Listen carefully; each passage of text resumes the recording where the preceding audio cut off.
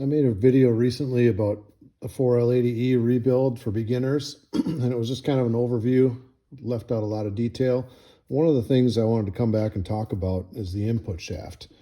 This is kind of an important part, and it's probably one of the more difficult parts of that rebuild, is these little seals on the input shaft. These are kind of a hard plastic Teflon seal that you replace during the rebuild. There's two of them here on the end of the shaft, and there's two of them here kind of in the center. And this is what the new ones look like. They're just kind of not a very flexible, hard plastic. And it's kind of a dumb design because they have to slide down the shaft and go into these grooves, but they don't fit over the shaft. So what you have to do is you actually need to stretch them out, get them down over the shaft, and you have to go past a bunch of sharp edges and ridges, and you cannot damage these at all. You can't cut them or split them or put nicks in them, or you'll have low fluid pressure. So you have to get these on there perfectly. And then once you get them in the ring groove, then you have to kind of squish them back down to their original diameter, which can be really hard to do. And I've seen people, they take a screwdriver and they kind of wedge it over the top and they ram it down here and get it into the slot, and it's probably damaged and cut up on the inside edge. And then in order to squish it back down to the original diameter, they use all sorts of tactics like hose clamps and zip ties. But if you look at these, there's a lot of sharp edges on the inside of there. And when you're clamping that down, you're probably damaging the outside surface of this seal. So there is an expensive professional tool that's made for installing these. It's like $450. So for me, that's not really an option. But on Amazon, I got this little toolkit, and it was like $35, and it basically does the same thing. So the purpose of this video is to kind of show you how I got this to work. I came up with a solution that works pretty well to get these on perfectly without damaging them using this tool and a piece of plastic. So I'm going to demonstrate that in a minute, but basically the idea is the first part of this tool, it's got these two pointed parts. So the smaller one is an expander. You push this down to expand the small ring. The larger side is an expander for the larger ring. So you push this down and that expands it out to the size that it needs to be to slip over that shaft. Then once you have these down into the groove, it has these contractors, or basically collapsers, that you slide down over the shaft, and that puts the ring inside there. And this has a bevel inside. It's hard to see here, but you slide that down over this ring and it will crush it back down to the original size in a perfect circle. And this one has a long taper on one side and a short taper on the other side. So I'll show you how I use that. And this larger compressor is for these rings down here. And the smaller compressor is for the rings on the end. You basically just work that on there and it compresses them.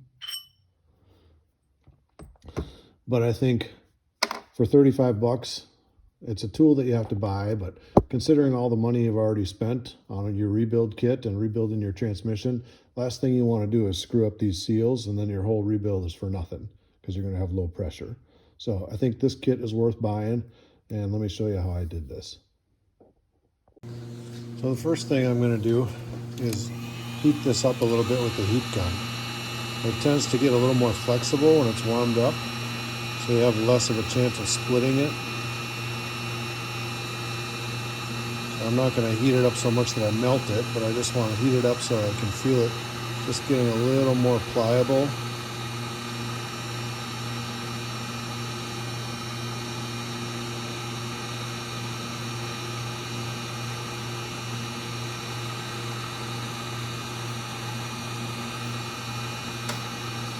It's already feeling a lot less stiff.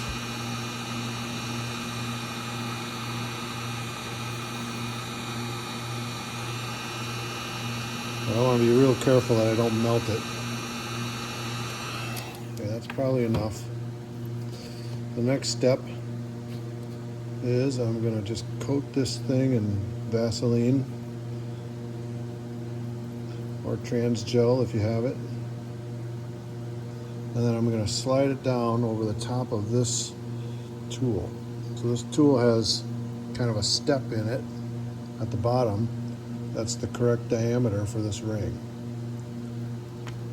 So I'm going to carefully press it down.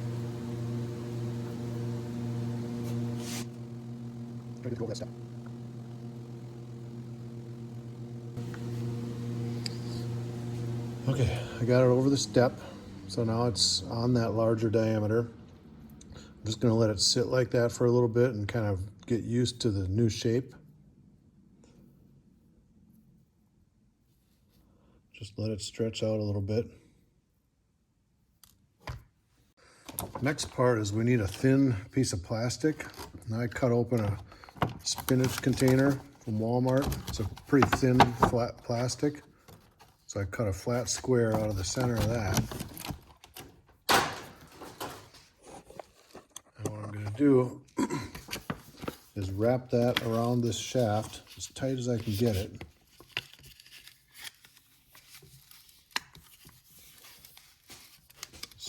Straight and tight as possible. And then I'm going to extend it up just above those splines. I'm going to take this guy, try to push that thing down onto this plastic sleeve.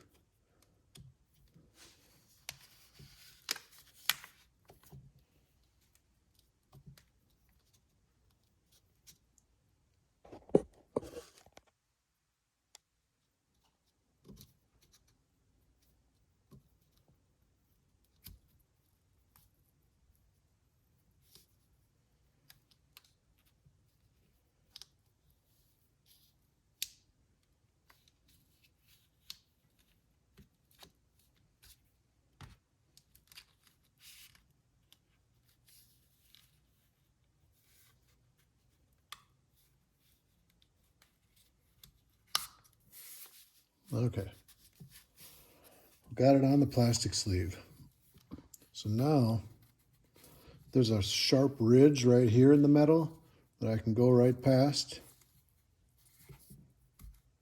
without damaging my ring. And then I can slide this all the way down.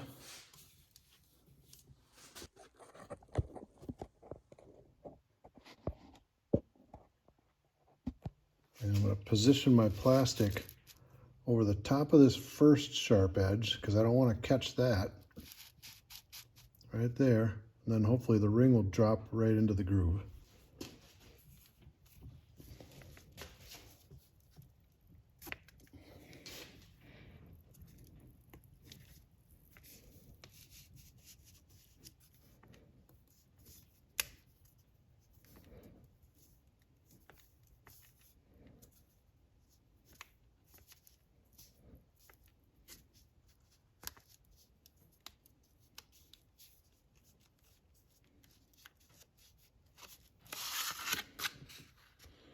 Okay, I'm in the groove without damaging the ring. The next step is to use this tapering ring to slide down over the top and try to gently push on it so that it collapses those rings in. I used the long taper here. There's a long taper in this end and a real sharp, short taper here. I used the long one and went down over the top, and I was able to gently work it over the top of the first ring. And I just let it sit on there for a while, and then it finally slid past. So the first ring was all the way compressed. It won't compress the second ring because the taper is too long. It goes way up in there and it hits this ledge right here before it has a chance to compress that. But if you flip it over, this side will be able to compress that one, but you just have to take your time, lube this up.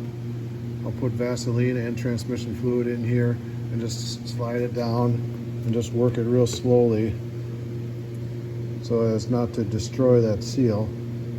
Just give it time to slowly compress.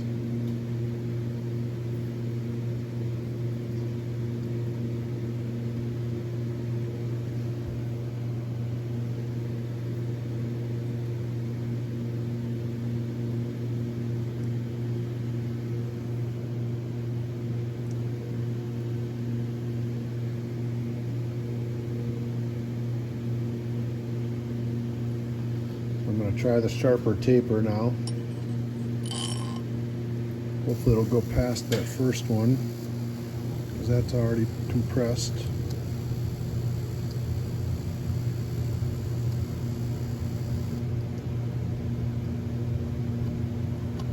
Okay, I'm past the first one. Okay, now I'm on to the second one.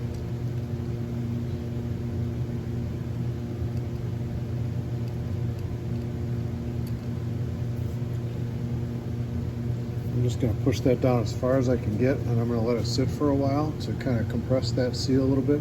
Then I'll try working it down a little further and let it sit for a while. So patience is the key here for this one. Now, if you do happen to mess up one of these rings, don't just move forward with it. If you scratch it up or mangle it or cut it, just take it off and put a new one on. If you need new ones, this is the part number for the small ones, and then this is the part number for the larger ones.